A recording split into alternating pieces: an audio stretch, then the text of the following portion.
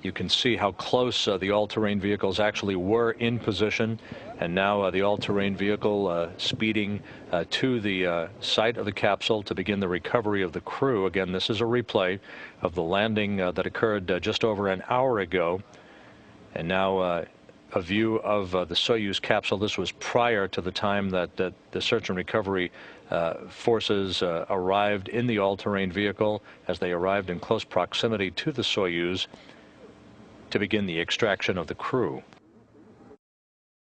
Again, this is a replay of the extraction of the crew from the Soyuz TMA-15 capsule. You're looking at the extraction of the Soyuz commander, Romanenko, completing his first trip into space, 188 days in space, 186 days on the International Space Station, second-generation cosmonaut, following in the footsteps of his father, Yuri Romanenko. With a big smile and a big wave, Romanenko carried a short distance into the all-terrain vehicle. He was followed a short time later by Bob Thirsk, and then finally by Frank de Winne. All three crew members again reported to be in excellent shape, doing very well.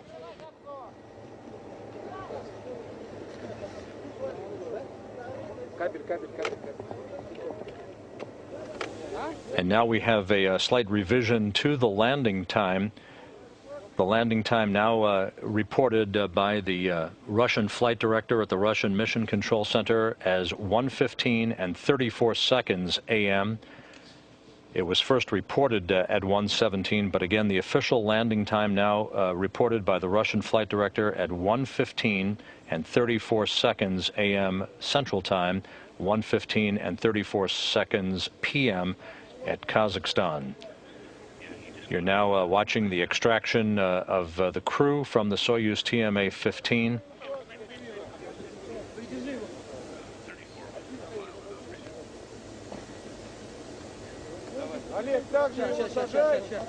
Again, a rather methodical process to help the crew out of the Soyuz vehicle.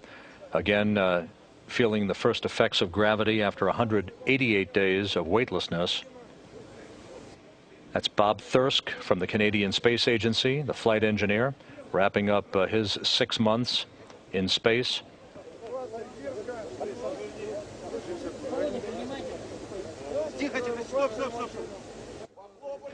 This is a normal procedure for a Soyuz vehicle that lands in an upright position to essentially extract the crew member, place them in what amounts to a stretcher that enables them to be carried down to, in this case, to be placed in the all-terrain vehicle.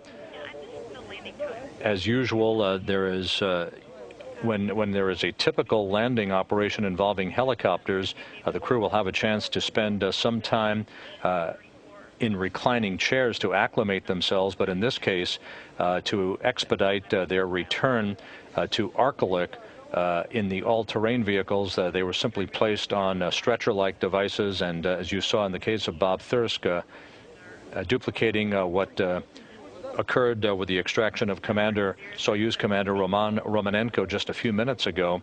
They are placed on these stretcher-like devices and then simply slid into the all-terrain vehicles for the ride of about 80 kilometers back to Arkelik.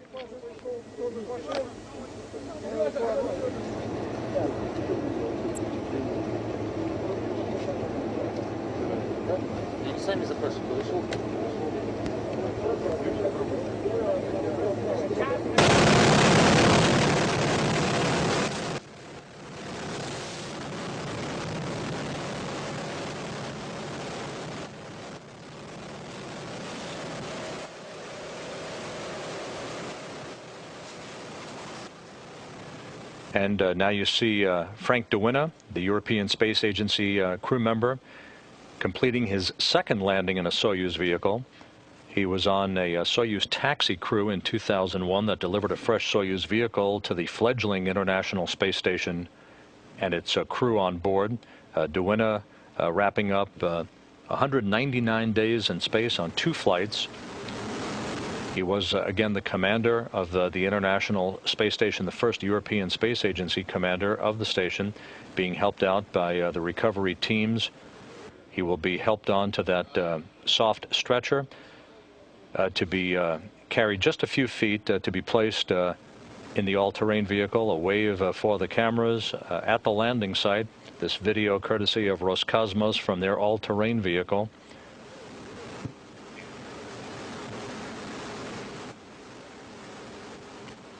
And now winne to be brought toward the all-terrain vehicle.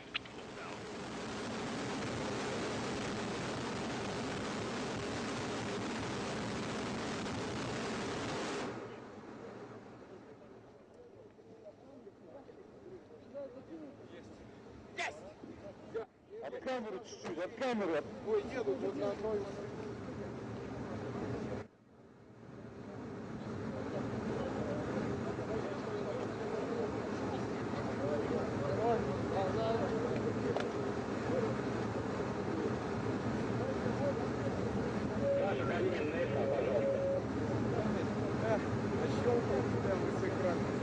Тихо-тихо.